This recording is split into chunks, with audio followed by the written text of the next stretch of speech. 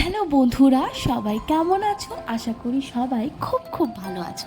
আমার নতুন একটা ব্লগে সবাইকে ওয়েলকাম। দিনটা ছিল আমার জন্মদিন, 7ই অগস্ট। সপ্তাহের মাঝখানে পড়ায় বন্ধু বান্ধব আত্মীয় স্বজন সেভাবে আসতে পারেনি, কীভাবেই বা আসবে বলো।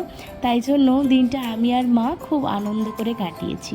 আর দিনের শুরুটাই হয়েছে একটা সুন্দর একটা গিফট পেয়ে, যেটা দেখালাম তোমাদেরকে। আমার এক বন্ধু দিয়েছে, তার বয়স মাত্র 10 বছর। একটা সুন্দর পেন্টিং আমাকে এঁকে দিয়েছে।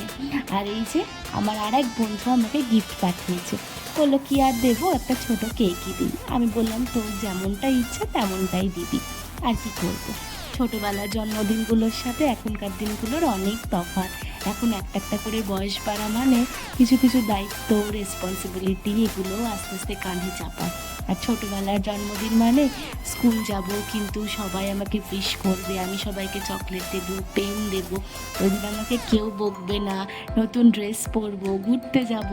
এখনকার দিনগুলোর সাথে অনেক তফাৎ। এখন মনে মনে ভাবি একটা একটা করে বয়স বাড়ছে আর যেন কত দায়িত্ব কাঁধে আসছে। তাই ঠিক করলাম যে আজকে বেরিয়ে কিছু ছোট্ট ছোট্ট বাচ্চাদের সাথে এই দিনটা ভাগ করে নেব। কারণ এই দিন তো বছরে একবার করে আসে। আমার মনে হয় সেদিন যদি আমি কিছু ভালো করতে পারি কারোর জন্য, তো সেটা আমার জন্য যদি লেখা হয়ে থাকে। তো সেই জন্যই বেরিয়ে পড়লাম, কিছু খাবার প্যাক করিয়ে ছোট ছোট বাচ্চাদেরকে খাইয়ে এই যে ফিরছি। আর তারপরে ঠাকুর মন্দিরে গিয়ে ঠাকুরের কাছে অনেক প্রার্থনা করে এসেছি সবার নামে।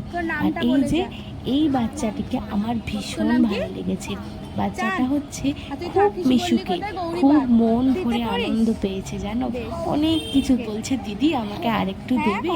তো এই যে মিষ্টি সুন্দর হাসিটা, এটাই কিন্তু আমার পুরো দিনটাকে কমপ্লিট করে দিয়েছে। বিশ্বাস করো, আমার জন্মদিন, আমার সারাটা দিন ক্লান্তি যা কিছু, এই চাঁদের হাসি মুখটা দেখে যে আমার দিনটা ভালো লেগেছে।